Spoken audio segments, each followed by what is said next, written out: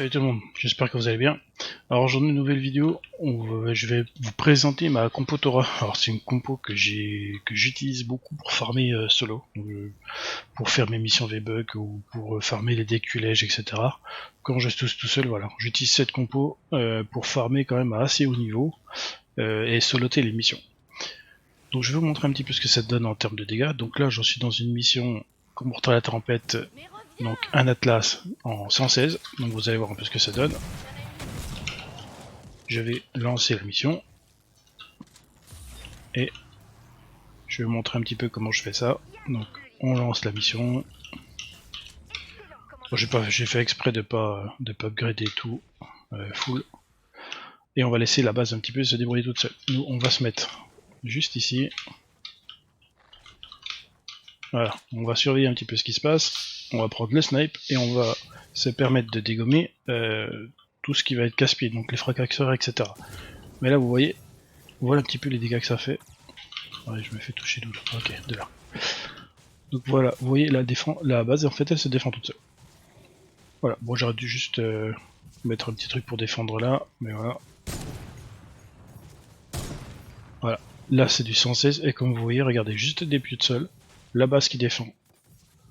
Et voilà, on est en 116 et la base va se défendre toute seule. Donc il y a juste un coin là-bas qui va être casse-pied. Je vais juste remettre un truc.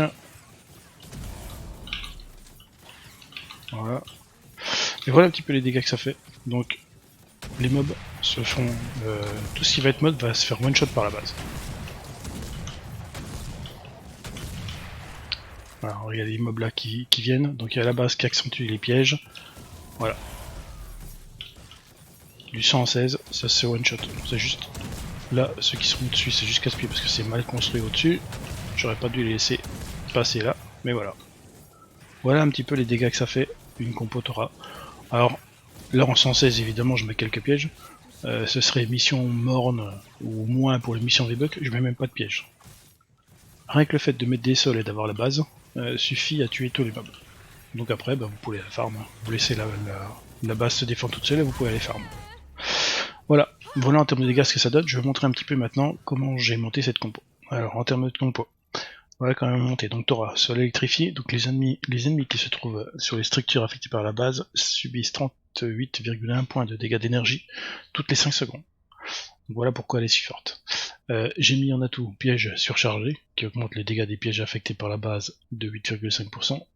Base nécrophage, lorsqu'on élimine des ennemis qui se trouvent sur les bases, sur les structures affectées par la base, ça génère des charges, et au bout de 30 charges, donc ça produit une explosion qui inflige 39 points de dégâts d'énergie sur un rayon de 3 carrés. Donc c'est ça qui permet à la base d'exploser, ce que vous avez vu, et de balayer un petit peu tous les mobs qui se trouvent dessus. Confinement tonal, donc les ennemis qui attaquent en mêlée des structures affectées par la base subissent 15 points de dégâts de base. Donc dès que les zombies vont taper sur les structures, ils vont prendre des dégâts. Architecture inaugurante qui augmente le PV des structures de la base de 28%. Méga base pour avoir un carré de plus au niveau de la taille de la base. Et château de glace donc qui ralentit les ennemis dès qu'ils vont marcher sur la base. Voilà un petit peu la compo Torah. Si vous avez des idées de compos à me soumettre, n'hésitez pas.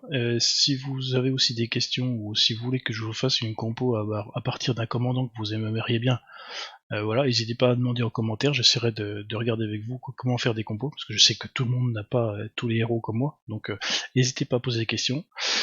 Voilà, si vous avez aimé la vidéo, comme d'habitude, vous likez, vous partagez, et je vous dis à bientôt.